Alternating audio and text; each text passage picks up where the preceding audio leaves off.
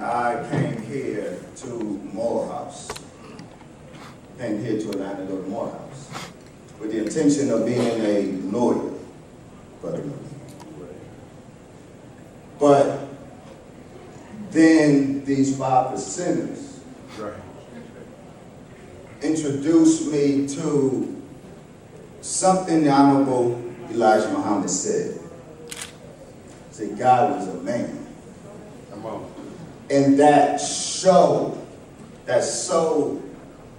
impacted me. I changed my major from pre-law to religious studies. Now I knew I was not going to get rich quick with the religious studies degree. But I fell madly in love with the teachings of the Honorable Elijah Muhammad, especially what he taught concerning God. So the entirety of my educational career has been dedicated to the teachings of the Honorable Elijah Muhammad. I am thankful to Allah. I believe I discovered my mission in life here. I joined the 5%, then I joined the Nation of Islam, and one inspiration was Brother Abdul Rakhman Muhammad. Yes, sir.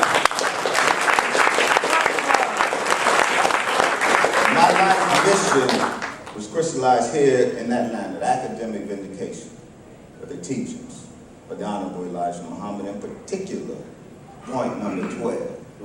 And everything is subsumed under that roof.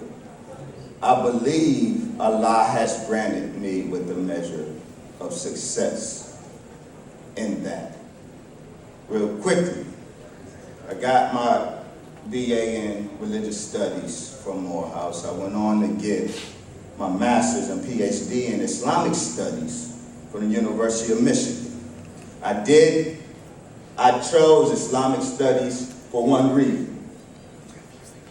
The Honorable Minister Louis Farrakhan has told us recently that upon his departure, there will be a tsunami of propaganda aimed at weakening, again, belief in point number 12. That's right. Now, I had already come up in this environment of the propaganda against point number 12 from those allegedly learned in the tradition of classical Islam.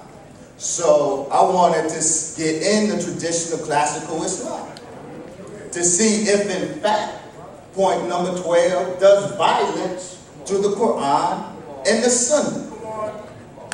Point number 12 is we believe Allah came in a person of Master Farrakhan Muhammad. Speak on. That's what we Muslim followers and Honorable Elijah Muhammad believe. That's right.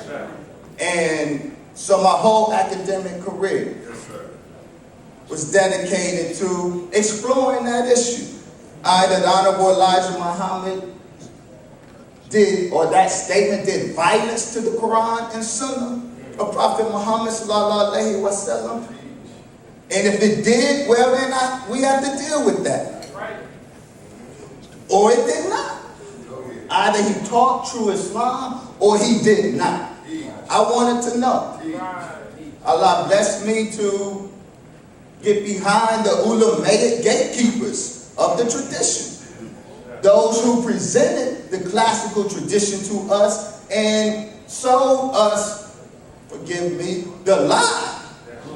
I now know the point number 12 did violence to Prophet Muhammad.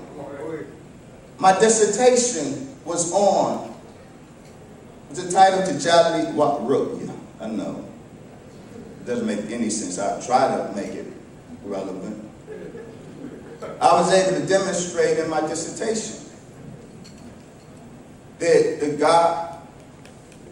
God of Prophet Muhammad, Ibn Abdullah, born in Arabia, according to the classical Arabic text.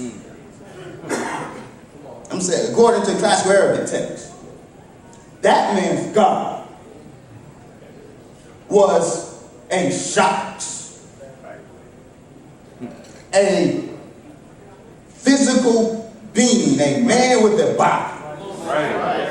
I was able to demonstrate that in classical Islam, they were absolutely convinced that God came to him in the person of a man. And so I learned that when we say God came to us in the person of a man, we are not violating the sunnah.